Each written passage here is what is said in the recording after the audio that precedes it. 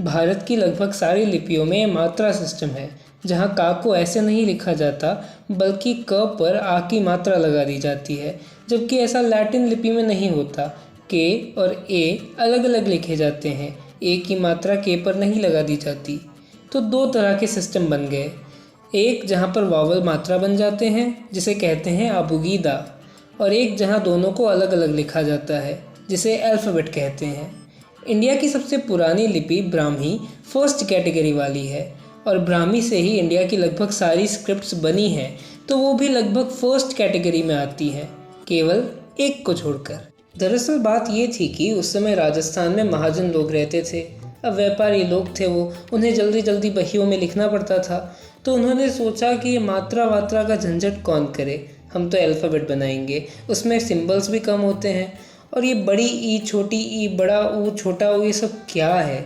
Same ही तो चीज़ें हैं दोनों, बड़ा ऊ छोटा ऊ, हमको क्या फ़र्क पड़ता है? ये श और श अलग अलग हैं भी सही, इनको कोई अलग अलग बोल भी सकता है, और ऊपर से हमारी मारवाड़ी में तो दोनों हैं ही नहीं, हम तो सबको स ही बोलने वाले हैं। साथ में देवनागरी में आधे कॉन्सोनेंट्स भी होते हैं, आधे अक्षर कोई हो सकते हैं क्या? मजाक तो नहीं कर रहे तुम लोग? और इसी तरह की सोच का परिणाम है महाजनी लिपि। महाजनी लिपि एक अल्फ़ाबेट है। जैसे खाना लिखना हो तो ऐसे लिखेंगे, ख आ न आ, खाना, और साथ में जिसमें ये सारी चीज़ें जिसको मैंने अभी लिस्ट कर रखा है वो नहीं है। पर अल्फ़ाबेट के साथ भी एक परेशानी है। जैसे करम लिखना हो तो लिखना होगा क अ र अ म। इस बार बार अ लिखने से तो बहुत देर हो जाएगी। एक काम करते हैं, अ को लिखते ही नहीं है। जैसे देवनागरी में है ना कि अ की अलग से मात्रा नहीं लगती, वैसे ही हम महाजनी में करते हैं। तो इसलिए आपको जब महाजनी लिपि का नाम महाजनी में लिखना हो तो ऐसे लिखोगे, म ह आ ज न ई। अ को नहीं लिखा जाता। पर अभी भी बहुत लंबा लग रहा है यार। मैं खाना खाता हूँ, ये लिखने में ही कितना लंबा हो जाता है।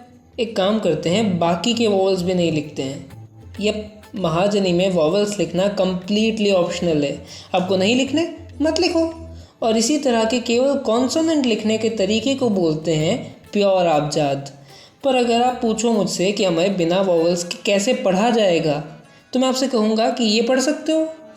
अगर ये पढ़ सकते हो तो पता चल गया ना कैसे पढ़ा जाएगा।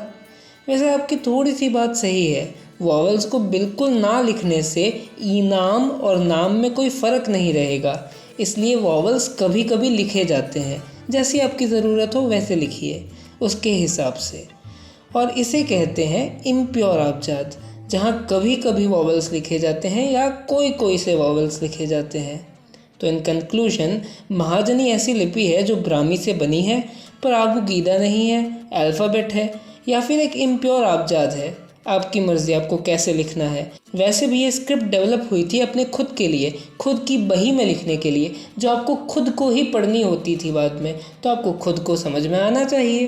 तो अगर आप यहाँ तक देख रहे हैं और मुझे बोल रहे हैं कि तूने स्क्रिप्ट के बारे में सब कुछ बता दिया पर स्क्रिप्ट ही नहीं बताई, तो मैं कहता हूँ कि पिछला वीडियो जाके देख लीजिए, उसमें मैंने स्क्रिप्ट कैसे लिखते हैं उसे बता दिया है। उसकी लिंक डिस्क्रिप्शन में भी दे दी है अगर आपको सीखनी है।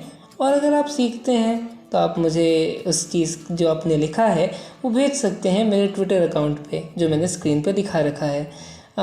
यहाँ तक देखने के लिए धन्यवाद। और आखिरी में यो वीडियो जोवा वास्ते घणो घणो आभार।